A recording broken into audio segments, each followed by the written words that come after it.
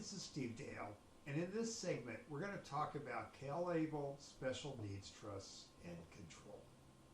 So, just as a review, for Special Needs Trusts and Control, keep in mind that the general rule is that any asset an SSI or Medi-Cal recipient can control is a resource, and if resources exceed $2,000 on the first moment of the first day of the calendar month, then then that person is not eligible for SSI or Medi-Cal for that month. A special needs trust is a form of a spendthrift trust where the trustee has sole and absolute discretion and the beneficiary has none. And that is basically why a special needs trust is not considered a resource to the beneficiary here, because once again the trustee has sole and absolute discretion and the beneficiary has none. An ABLE account, including a CalABLE account, by federal statute is not considered a resource to the ABLE beneficiary, even if they are in control of the account. And in many situations, that's the power of the accounts, but it's one of those things that you really need to look at when you're doing your planning.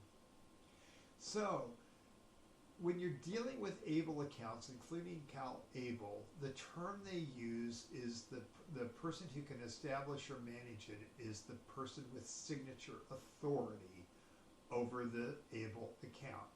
And those are the eligible individual themselves, assuming they have capacity to enter into the agreement, or an agent under a valid power of attorney, assuming that the eligible individual here has the capacity to execute a power of attorney, or a conservator or guardian, a representative payee, or a spouse, parent, sibling, or grandparent.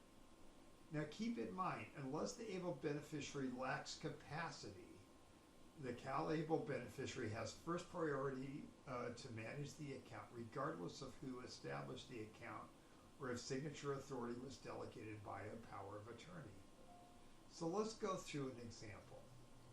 Let's say Fred and Ellen have a daughter named Gail who was born with a severe developmental disability. Let's just say from the get-go, there's many folks with developmental disabilities that have capacity to manage their accounts.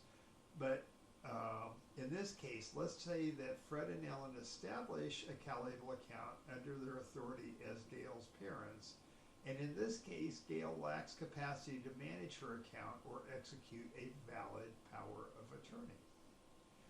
Fred and Ellen maintain signature authority over the account as Gail's parents. In this situation, Fred and Ellen pass away in a tragic accident, and their neighbors and best friends, Paul and Betty, step in to take care of Gail. In order for Paul and Betty to assume signature authority over Gail's CalABLE account, they need to either become Gail's guardian or conservator, adopt her, or possibly become her rep payee. In determining whether an ABLE account is right for you and your loved one, especially when it comes to who's going to be in control, if the ABLE beneficiary has capacity to manage his or her own account, have them establish a power of attorney in the event that the beneficiary loses capacity in the future.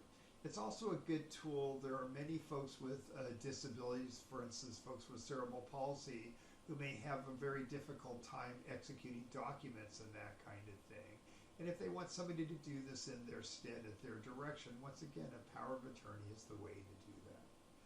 If the designated beneficiary lacks capacity to manage the account and you have signature authority, think about how you're going to have the successor take control in the event of your incapacity or death.